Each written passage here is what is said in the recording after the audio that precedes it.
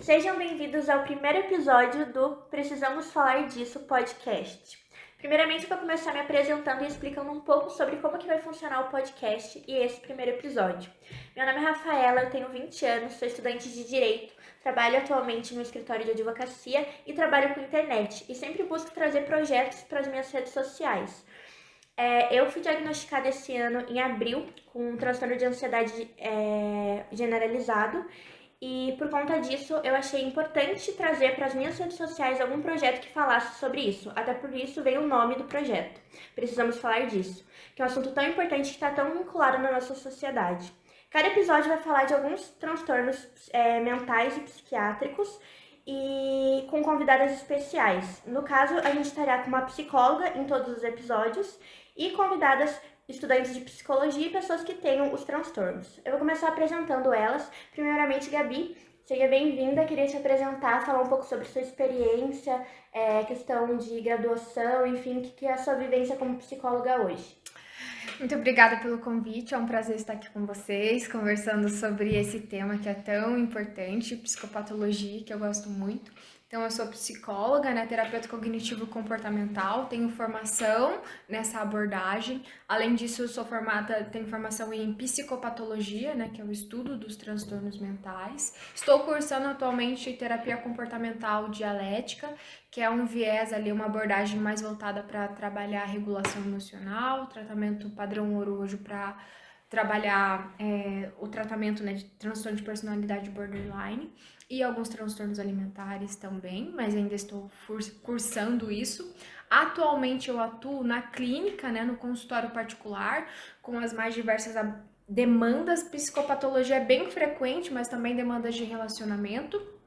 E, além disso, sou responsável por 2 residências psiquiátricas, né? Então, em que pessoas que estão em um estado grave de transtorno mental, em que não tem o suporte da família, não tem como se manter, elas acabam indo morar, né, nessas residências em que elas recebem o suporte em tempo integral e todo o trabalho, né, de uma equipe multiprofissional em que um desses profissionais é o psicólogo e eu sou responsável por essa área, por essa atenção aos pacientes que moram nessa instituição. Então, atualmente eu trabalho com essas demandas, eu sou apaixonada por psicopatologia e estou aqui empolgada, né, para contribuir com a minha experiência, com o conhecimento que eu tenho. Sim, seja bem-vinda. Estamos também com uma estudante de psicologia, quero pedir que ela se apresente um pouco sobre a caminhada dela aí como estudante de psicologia. Olá, meu nome é Gabriela, tenho 22 anos de idade, sou estudante de psicologia e estou finalizando a minha faculdade. Estou hoje em dia no 9º período da faculdade e também há um tempo atrás fui estudante da UCP, que é a Universidade Católica Portuguesa do Porto, e também tive a oportunidade de estudar 6 meses numa universidade em Portugal e também adquirir experiências de como essa vivência, de como funciona a psicologia num outro país, para também de conhecimento, né, para poder atuar futuramente aqui no Brasil e trazer um pouquinho dessa experiência para mim também. Estamos também aqui com duas, além de mim, né, portadoras dos transtornos, para falar um pouco sobre a vivência e ter essa conversa com a gente. Primeiramente, Isabela, se apresente pra gente. Olá, muito prazer. Meu nome é Isabela, tenho 20 anos. Hoje estou fazendo a faculdade de administração e, né, já tive ali, né, com muita frequência o transtorno alimentar, né, principalmente focado ali em compulsão alimentar. Seja bem-vinda. E Emi, se apresenta um pouco pra gente, fala um pouco sobre você. Meu nome é Emi de Melo França, tenho 20 anos, tô cursando Direito e junto com a Rafa, né, somos colegas de sala. E eu tenho ansiedade, né, e desde criança, assim, sempre foi um problema muito grande pra mim, porque eu até hoje não consigo controlar, assim, sabe, é uma coisa que tá ali no meu dia a dia. Às vezes eu tenho episódios, assim, que são terríveis, eu fico sem comer, dá vontade de vomitar, assim, eu fico super, assim, sabe, não consigo parar, assim, de pensar sobre isso. Só isso que eu consigo pensar e é isso. Seja bem-vinda também. Obrigada. Para falar um pouco sobre sua experiência. E eu queria entrar nisso já da questão de que, na pauta de ansiedade, principalmente, que cada pessoa ela tem um sintoma diferente. Qual que é essa questão, Gabi? clínica mesmo, né, dos sintomas que normalmente se tem ansiedade, que tem variação, sim, de pessoa para pessoa, mas como que funciona isso clinicamente? Sim, uma coisa muito legal da gente começar conversando, né, e deixar claro já para as pessoas que vão estar ouvindo, é a gente entender o que é a ansiedade. Porque hoje, por conta do nosso ritmo frenético, às vezes a gente acaba demonizando a ansiedade. Só que a ansiedade, ela é um sentimento, né? A ansiedade, ela é uma emoção que faz parte da nossa vida. E a ansiedade em si, ela não é ruim, porque toda emoção, ela carrega uma função. E ela passa a ser disfuncional ou prejudicial para nós por conta da intensidade, da frequência dos prejuízos que ela começa a trazer para a nossa vida, que podem estar relacionados com o nosso contexto de vida, com algumas disfunções cognitivas, né, algumas distorções que a gente chama. Mas a emoção em si, ela não é ruim, ela carrega uma função. E toda a função de qualquer emoção é de nos proteger, né, de algo, a ansiedade em específico, né? Então a gente fala ali que a emoção primária da ansiedade é o medo. Porque normalmente quando a gente está ansioso, a gente está com medo de algo. E a ansiedade, ela costuma aparecer com a famosa frase, expressão ali, e se? E se, nananana. E se, nananana. E sempre prevendo o pior cenário. É aí que entra o quê? As distorções cognitivas, a influência da cognição nos sintomas da ansiedade. Mas, quando a gente vai olhar, beleza, Gabi, se ela sempre aparece em formato de si, sempre me leva a prever o pior cenário possível do que pode acontecer. Qual que é a parte boa da ansiedade? Qual que é a função dessa emoção na minha vida, né? Que sentimento é esse? Que sentimento? Por que eu nasci com isso? Uhum. A ansiedade, ela tem a função de nos proteger de perigos reais e potenciais. Então a ansiedade, gente, ela tem a função ali de nos proteger das coisas, dos perigos. Só que o que acontece? O nosso cérebro, ele não consegue distinguir, ele não consegue diferenciar um pensamento, no caso um perigo real, de um perigo imaginário. E vocês podem pensar aqui comigo que a maioria das vezes que nós ficamos ansiosos está relacionadas ao quê? A perigos que nós criamos na nossa imaginação. A gente aumenta muito, Exato. né? Uma situação mínima e daí já começa a criar... Exatamente. A partir do quê? De interpretações que nós fazemos dos fatos. Ou seja, não são perigos reais, mas são perigos imaginários. Mas o nosso cérebro, ele não consegue diferenciar uma coisa da outra. Então, quando nós interpretamos algo para ele, quando nós imaginamos algo, ele toma aquele perigo como uma verdade absoluta e passa a reagir a esse perigo a partir de sintomas físicos, sintomas emocionais. É como se aquele perigo realmente estivesse acontecendo, como se aquilo fosse algo concreto. Então ele não sabe diferenciar se o que você está temendo é um leão correndo atrás de você, no qual ele precisa disparar adrenalina para você correr, ele precisa bombear mais sangue para o seu corpo, fazer o seu coração disparar, que gera aquela taquicardia, no qual ele precisa que toda a sua atenção cerebral seja voltada para aquele perigo, que daí dá aquele esquecimento, dificuldade de concentração, ou se o que você está temendo é você gaguejar em uma palestra, no qual não oferece risco nenhum para você. Ele não sabe a proporção e ele reage da mesma forma. É uma descarga de hormônio. Exato, então por isso você está ali numa apresentação, o seu coração começa a disparar, a garganta fica seca, os tremores nas mãos, às vezes tremores nas pernas, dá aquele lapso de esquecimento, aquele famoso branco, porque o teu corpo está te preparando para uma ação, porque ele não sabe se o perigo você vai precisar correr, se você vai precisar fugir, o quanto de energia você vai precisar para isso. Se você está em uma cena de perigo, vocês concordam comigo que o teu cérebro entende que o conteúdo de prova, conteúdo do que você precisa lembrar de estudar é menos importante, porque a sua vida é mais importante do que aquela informação.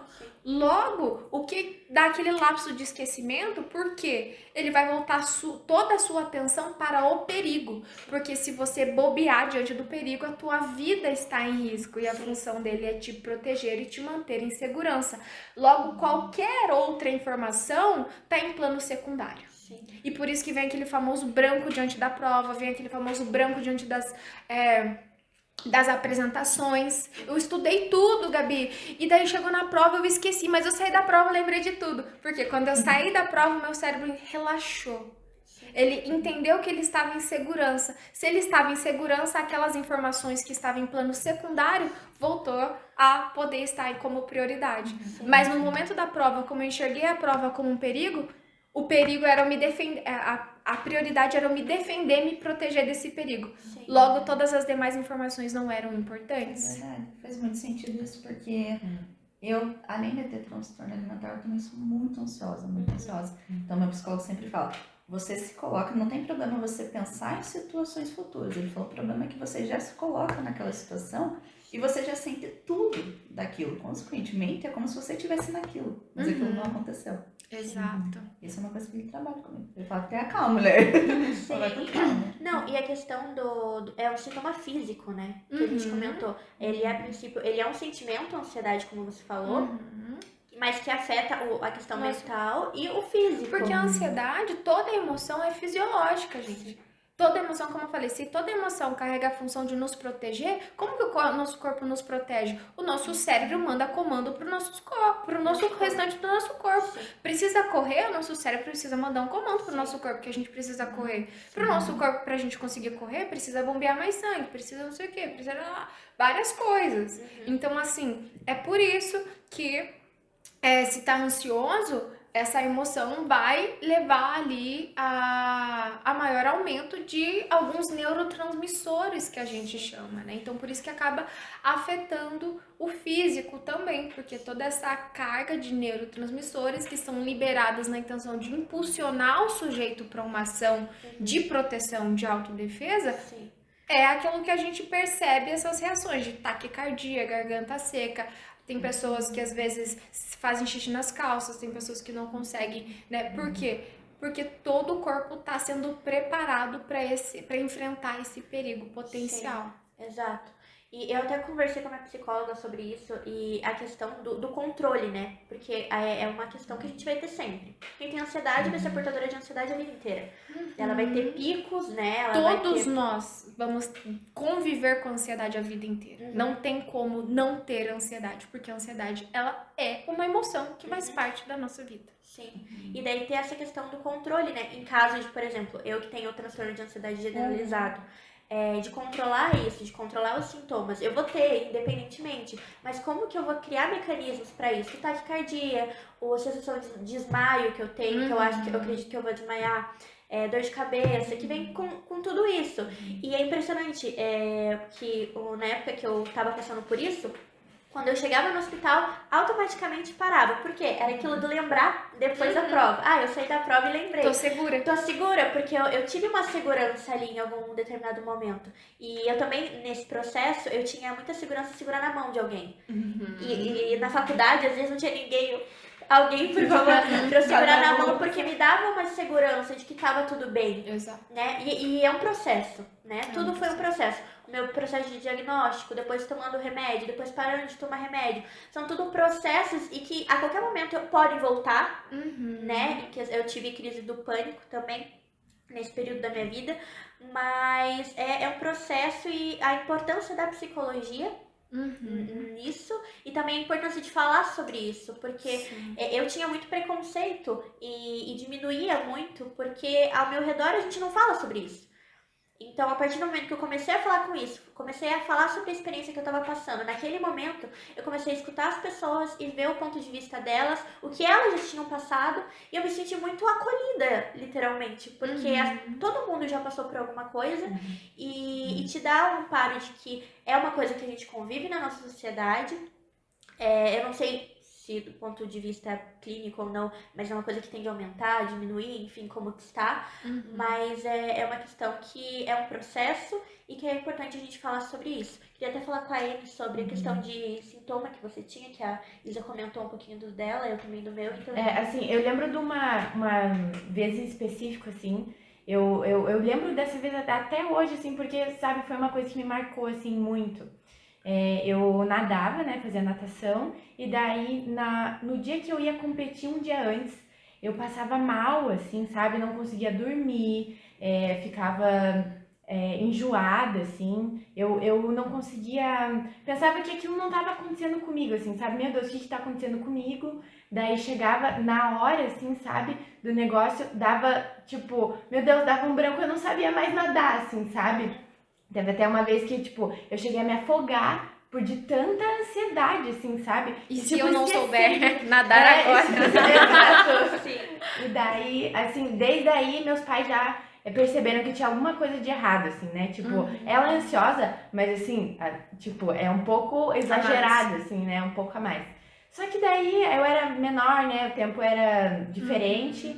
E daí fui deixando levar, assim, até por acho que uns 14 anos, assim, quando eu morei nos Estados Unidos, uma época, assim, e daí, imagine, né? Outra língua, você se comunicar com as pessoas, daí isso aumentou, assim, né? Daí eu lembro, potencializou, Daí, assim, até ir pra escola, às vezes eu não conseguia, assim, sabe? Porque, nossa, muitas emoções, assim, era, nossa, muita coisa pra minha cabeça. Exato. E daí eu fui tentando meio que me enganar, assim, enganar meu cérebro, assim, sabe? Em relação a algumas coisas, assim.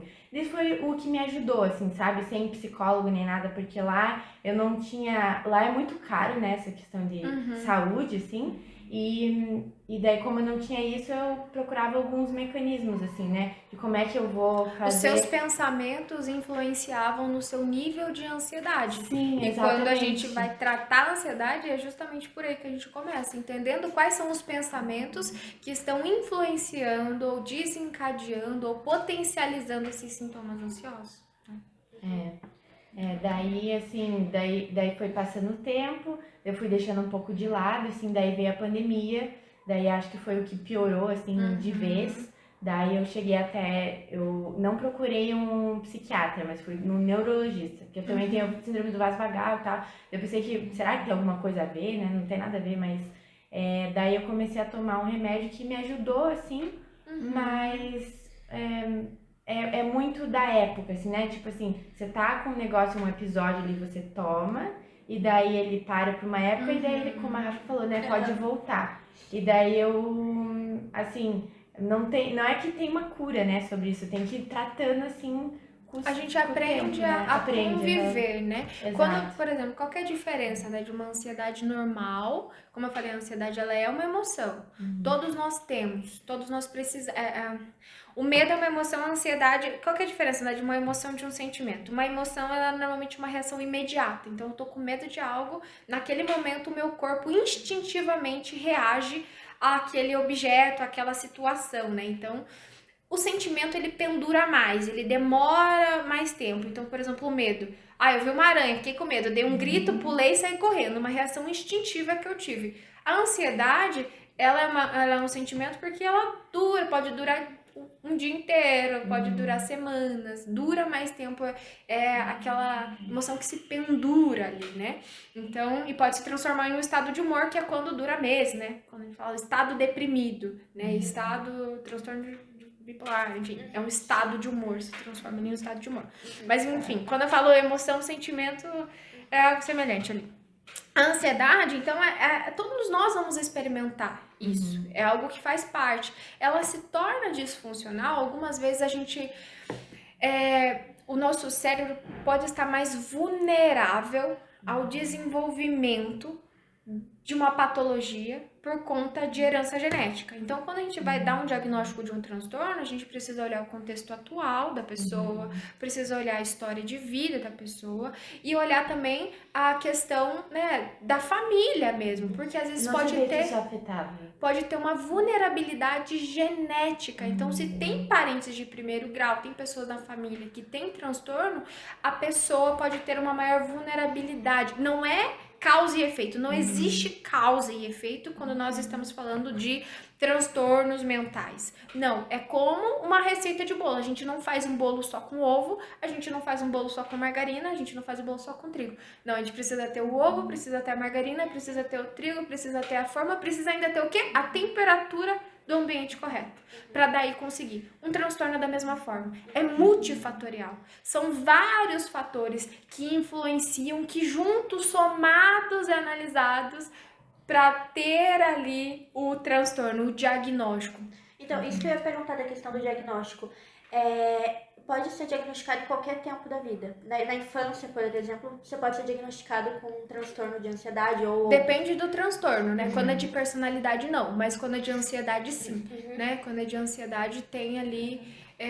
claro, precisa ter muito cuidado, precisa ter zelo, a gente precisa analisar o contexto, porque às vezes o contexto da pessoa tá tornando ela mais vulnerável àquele surgimento daqueles sintomas naquele momento, mas não que a pessoa tenha o transtorno.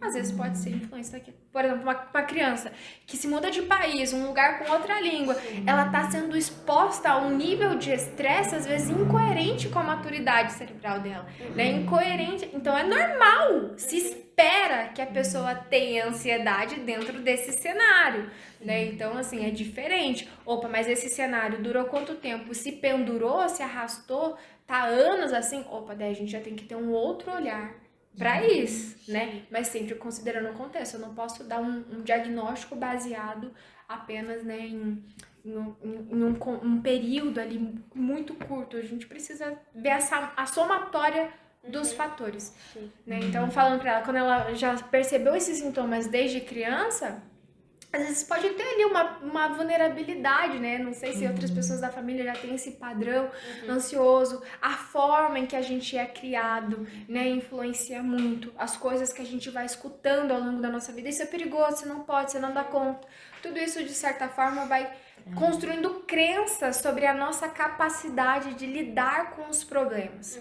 E a ansiedade, ela tende o quê? A subestimar a nossa capacidade de lidar com as situações. Então, a gente minimiza a minha capacidade e potencializa o problema. A gente amplia, a gente catastrofiza o problema e a gente se vê diante daquele problema como incapaz, como pequeno, né? Então, a conta a gente acaba ampliando. E isso tem muito a ver com a forma que a gente se vê, com a forma que a gente foi ensinado a resolver as coisas. O quanto a gente acredita que a gente é capaz, né? Então também tem esse outro aspecto que a gente precisa, como as distorções e as nossas crenças, que são construídas com base na nossa criação, naquilo que a gente escuta na escola, com aquilo que a gente escuta dos nossos pais, com a nossa experiência de vida. Tudo isso está conectado com o meu posicionamento, com a forma que o meu corpo, meu cérebro vai se portar diante daquelas situações. Então, o que desencadeia a ansiedade em você não vai ser o que desencadeia a ansiedade em mim. Sim. Isso tem muito a ver com as nossas cognições. E não só a questão do que desencadeia, né? Mas até de controle. Uma coisa que funcione pra mim, talvez não funcione pra ele. Com certeza. Eu tomei remédio durante um período da minha vida. Questão de 2 meses, assim, eu tomei o remédio psiquiátrico. Eu tomava no início 4, daí foi diminuindo aos poucos. E hoje, o meu tratamento que eu falo, além de questão de vida, né? De tá indo pra academia, tá treinando, que libera hormônios, que você comentou, a questão de óleo essencial eu uso. Que de alguma forma eu me adaptei com isso, eu me acalmo através disso, mas não é necessariamente uma coisa que a outra pessoa que tenha acabe se enquadrando, né? Não posso falar que é um tratamento, né? Mas Sim. que deu certo Sim, que deu certo. pra você. Exato, e eu queria ver com vocês a questão de como que vocês se tranquilizam, ou mecanismos que vocês encontram pra diminuir um pouco a questão. Eu acho que pra mim, assim... Aí eu ia falar dormir, né? Que dormir daí eu esqueço das coisas, né? Mas é uma fuga. Uma fuga talvez, mas talvez ler, sabia? Isso não era um hábito pra mim, né? E daí, quando eu faço, assim, eu me desligo do celular. E daí eu, tipo, vou pro meu cantinho, foco nisso, assim, sabe? E daí, tipo, eu meio que esqueço um pouco ali, sabe? Disso. Eu acho que o que me ajuda, tá me ajudando hoje em dia é isso. Pra acalmar. Eu acho que é inclusive Pra a questão da acalmar. leitura, porque você vai lendo e você vai se incluindo na história de outra pessoa. Então você vai. É uma fuga, mas é uma forma que ajuda, né? E também é uma forma de você colocar um ritmo nos teus pensamentos, porque a ansiedade, o que ela acelera muito os nossos pensamentos, é como se a gente fosse engolido pelos nossos pensamentos. Quando eu estou lendo, eu estou dando o ritmo que o meu cérebro vai caminhar, porque eu não consigo ler 300 mil palavras. Não, eu tenho um limite, o meu cérebro tem um limite, então eu começo a ritmar ele.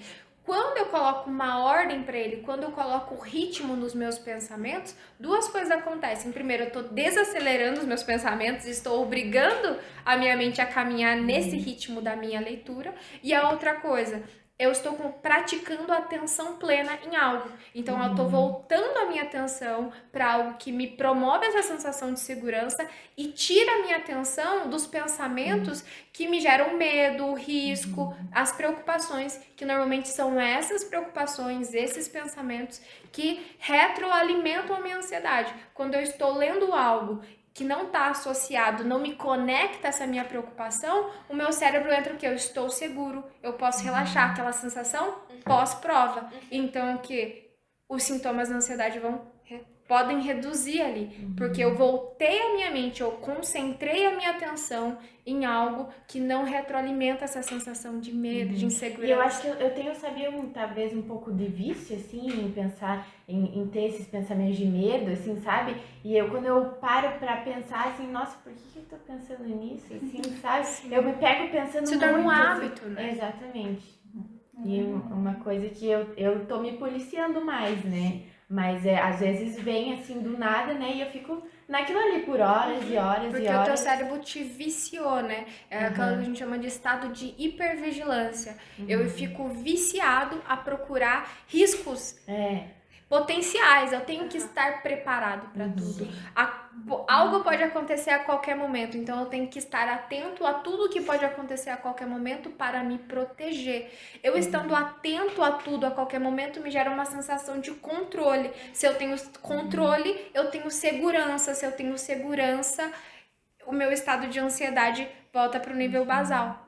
Porém, isso é o que? É um auto-engano, porque a gente não tem controle de nada. Sim, exato. A gente não tem controle de nada.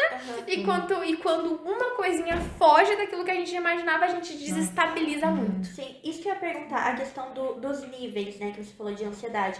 É a questão de nível que vai diferenciar a TAG, o transtorno de ansiedade, de uma crise de pânico ou de um transtorno compulsivo, por exemplo, ou é outras questões? São outras questões. Por exemplo, TAG, transtorno de ansiedade generalizada. Uma pessoa com TAG, ela pode ter episódios de crise do pânico, né? E tem a diferença de crise do pânico e de transtorno do pânico. Quando é transtorno do pânico, quando a pessoa tem, é sempre considera o quê? Intensidade, frequência e prejuízo na funcionalidade. Então precisa ter uma frequência ali, uma recorrência para configurar como um transtorno do pânico. Às vezes a pessoa pode ter apenas episódios de crise do pânico dentro do TAG, né? Então não é porque eu tenho um que eu vou ter outro, né? E essa é a primeira coisa. A crise do pânico, ela pode vir do nada. A ansiedade de uma maneira exacerbada, que vem do nada, sem nenhum motivo aparente. Né? E é mais psicológico do que físico, assim. Na verdade, o pânico ele tem muitos sintomas físicos, né? Taquicardia, aquela sensação de morte, às vezes.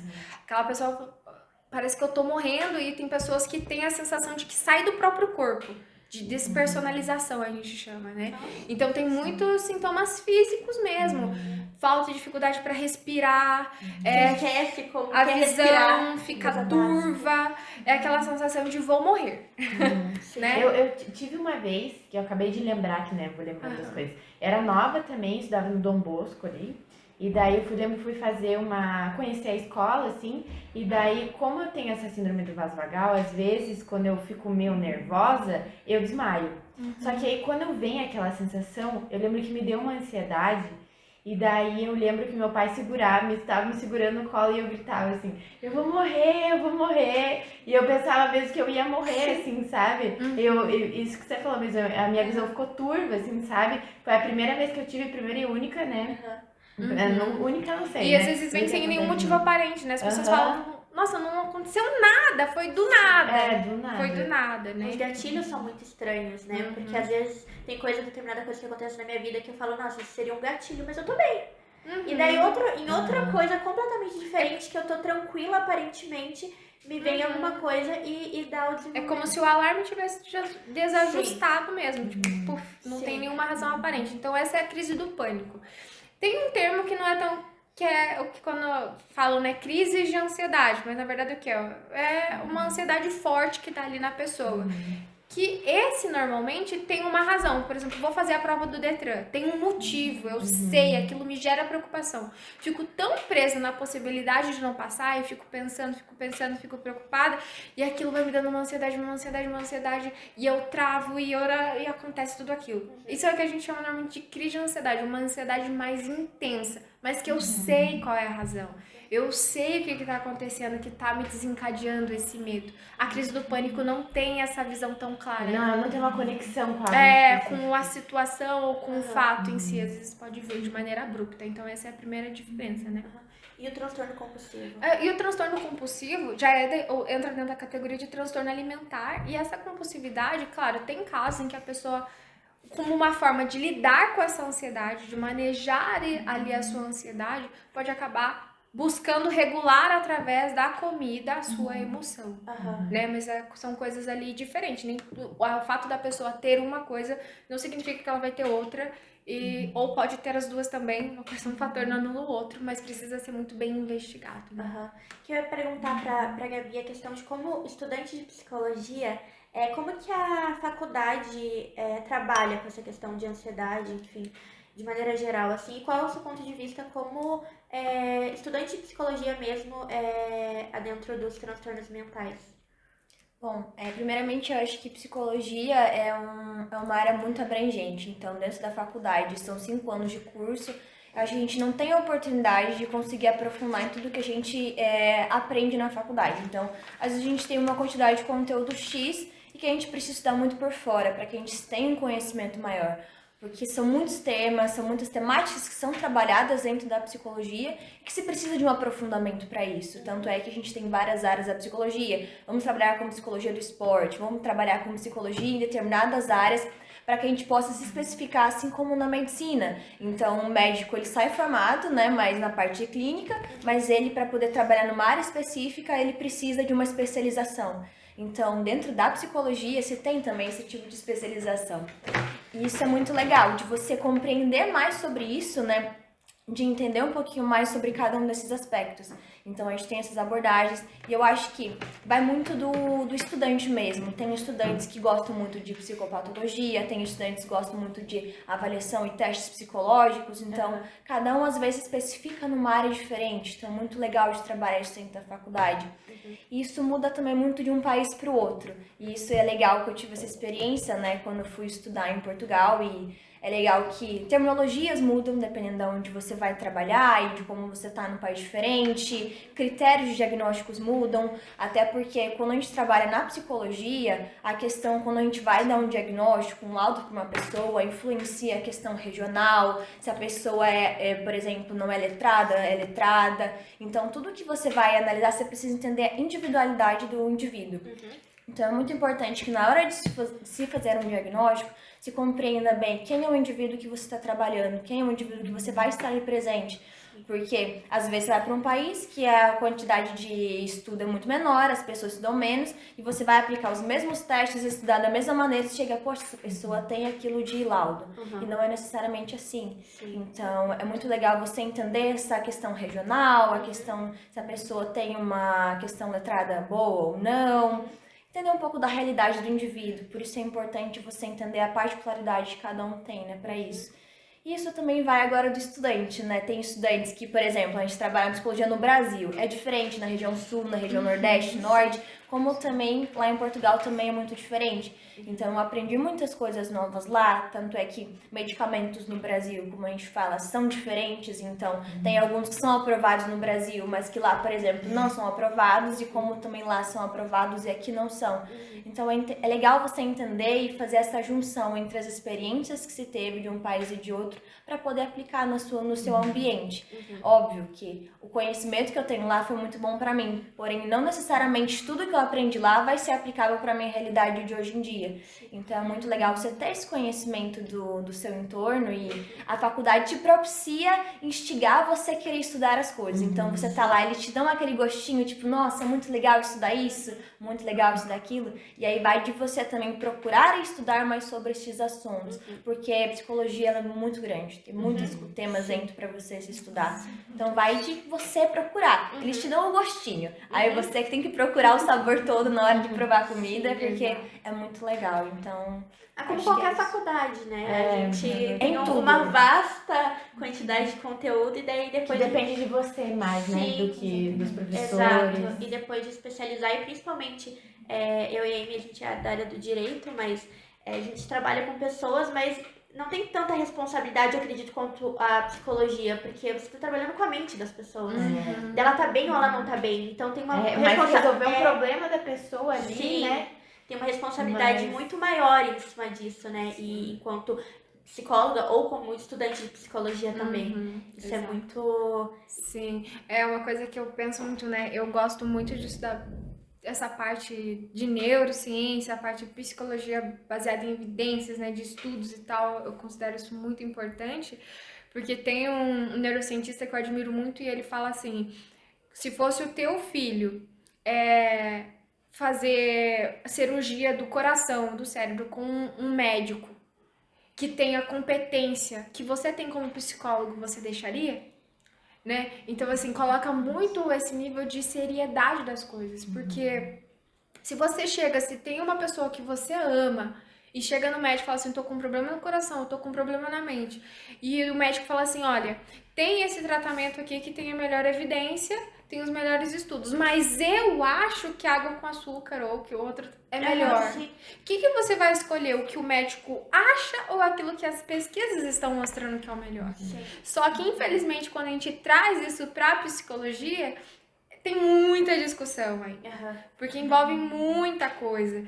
Ou seja, esse nível de consciência da seriedade da nossa profissão, do impacto que ela tem sobre a vida das outras pessoas, a gente não pode conduzir um tratamento baseado no que nós achamos ser melhor ou baseado naquilo que funcionou para mim. Com base em estudos que demoram muito para ser construídos, né? Sim. Então, assim, tem que ter essa seriedade, tem que ter essa consciência que, às vezes, ali ao longo desses 5 anos, se perde muito, não posso usar a palavra perde, mas se investe muito tempo em outras coisas e não constrói esse senso, né, pra ir atrás, pra buscar, porque quanto mais você conhece, quanto mais você estuda, mais você percebe que você não sabe e mais isso precisa te motivar a ir atrás. Né? Com Então, certeza. infelizmente, o cenário hoje é que muitos se formam e não acabam atuando. É claro que essa consciência de eu saber, opa, o meu saber é limitado e eu preciso buscar, não pode me paralisar. Porque como que a gente aprende algo? Como que nós se desenvolvemos em algo? Fazendo, se arriscando, buscando ajuda, estando ao lado de profissionais que já estão capacitados, que já estão onde eu quero chegar. Muitas vezes acaba tomando outro polo, opa, eu realmente não sou bom, não sou capaz e a pessoa paralisa, né? Não é esse o caminho. Mas isso deve nos impulsionar a caminhar, mas com responsabilidade, porque é algo sério, muito Com sério. certeza, e entra muito no que eu estava conversando antes com vocês, de que não é sempre o primeiro psicólogo que a gente vai que vai dar certo. Então, às vezes, a gente vai ter que ali realmente conversar, passar por 1, 2, 3, se for necessário, até você achar um que é adequado para você. Eu mesma passei por 2 antes de achar o meu querido de hoje, né? Sim. E Eu como gosto que muito foi a dele. questão do seu diagnóstico? Então, não é bem tratado como, tipo, você tem isso. Até porque senão é como se me colocasse em uma categoria. Então, eu não sou aquilo. Eu tenho no momento aquilo e é tratável. Então, na minha questão de compulsão alimentar, foi que geralmente era pra... Tive alguns momentos ali na minha infância onde não foram supridas. E por conta disso, acabou que a minha alimentação ainda ia muito pra isso. Então, não era simplesmente, estou com vontade de comer aquilo. Era só ir em um movimento impossível, ia lá. Compensar um desconforto emocional. Exatamente, preencher um lugar que estava vazio. Então era muito isso. Então meu psicólogo foi trabalhando, reparando, né, quais eram meus comportamentos diante de momentos de estresse, momentos de gatilhos e momentos de ansiedade, né, que foi o que você comentou.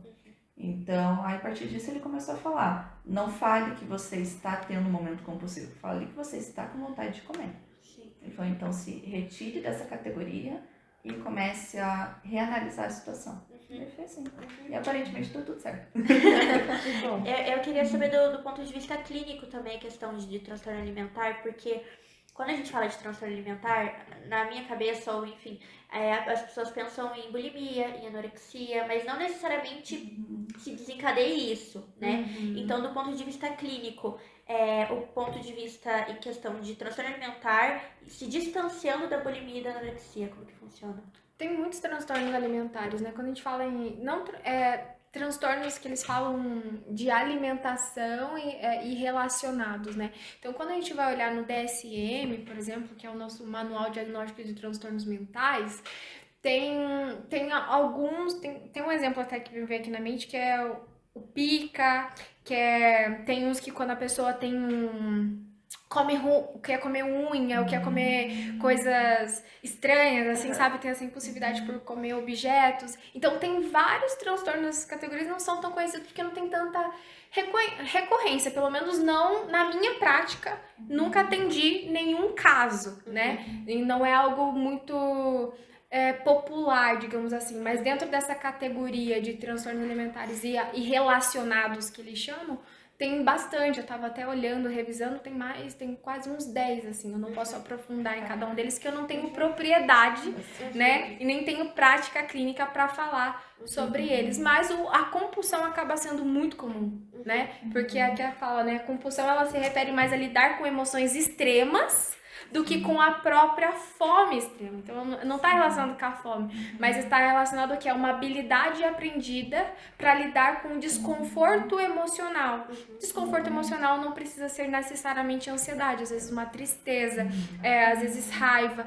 Um desconforto, eu não consigo lidar com aquela emoção, com aquela frustração, e a forma que eu encontrei, ou que eu aprendi de gerar aquele alívio imediato que esse desconforto me gera, é através da minha alimentação, né? Então, a compulsão, ela é caracterizada por episódios recorrentes, porque precisa ter uma recorrência, em que você ingere uma quantidade de alimentos que normalmente é desproporcional ao que a maioria das pessoas consumiriam, né? O que você mesmo consumiria. Com toda certeza. E até chega ao ponto de passar mal. Passa mal. Realmente. Eu falo meu desejo pra ninguém. Com certeza.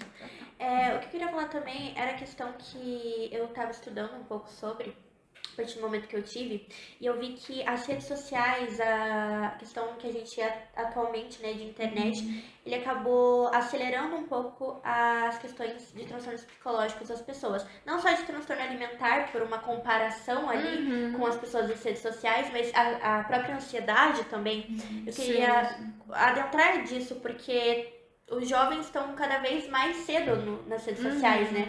Hoje as crianças já nascem com o celular na mão. Então, se isso, por exemplo, é um fator que poderia, nos anos, se potencializar, né?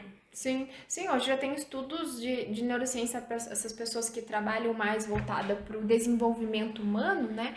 Tem estudos que mostram como as telas influenciam, né? Porque é uma quantidade de estímulos que você tá dando pro teu cérebro ali, em que é incoerente, é um bebê, é uma criança, então o cérebro ainda está em processo de amadurecimento e você expõe o seu cérebro a uma quantidade de estímulos visuais, de cores e tal, que é incoerente com a maturidade biológica do cérebro.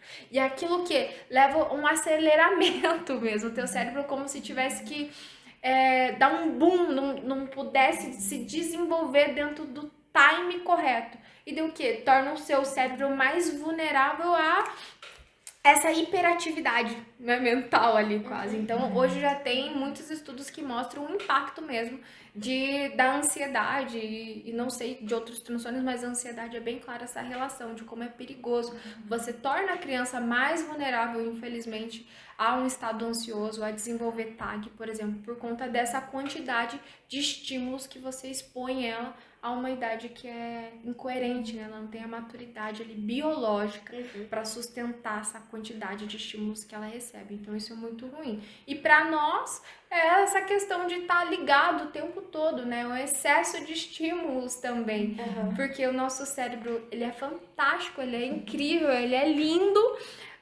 A gente evoluiu, a nossa sociedade evoluiu, mas o nosso cérebro é o mesmo, gente. Sim. Se você abre a cabeça de um cara lá, sei lá quantos anos atrás, e é o mesmo, né? Então, assim, é claro, desenvolveu muito, mas essa questão de a forma que ele lida com as coisas é o mesmo. Então, a quantidade de estímulos que nós recebemos hoje é muito, maior do que a quantidade de estímulos que era exposto antes. E outro ponto, antigamente as pessoas tinham mais trabalho braçal, então já tinha uma atividade física ali embutida no dia a dia das pessoas que hoje não tem. Então hoje a gente tem muito mais estímulos, mas a gente não tem outras estratégias que acabam compensando. Então antes as pessoas tinham um horário muito regular para dormir e para acordar, elas dormiam a hora correta, tava anoitecendo, todo mundo dormir, tava não sei o que, acorda, na mesa ninguém mexe no celular. Então tinha certas coisas que eram hábitos protetivos. A pessoa estava trabalhando, a pessoa não estava no celular, a pessoa estava trabalhando, né? Então, alguns hábitos ali no dia a dia da pessoa, de certa forma, já protegia ela e não tinha a quantidade de estímulos, de propagandas que tem hoje. Então, infelizmente, hoje a gente tem muito mais estímulos, porém, a gente tem uma tendência mais ao sedentarismo, a nossa alimentação é péssima, né? Muito mais industrializado, muito mais comparação. Então, assim, a balança ali ficou meio desregulada, né, nesse aspecto. Queria agradecer a presença de vocês, já estão se caminhando para o final. Muito obrigada pela presença de cada uma aqui nessa troca de experiências, achei que foi super válido. Se quiserem fazer alguma complementação. Foi incrível, adorei estar aqui com vocês, esse bate-papo. As informações foram top. Eu vou levar parte pro psicólogo também. Que ótimo, para discutir na sessão de terapia, já tem a pauta pronta. Que ótimo. Então, eu espero muito que vocês tenham gostado também. E fiquem ligados que semana que vem tem o próximo episódio do podcast. Tchau, gente!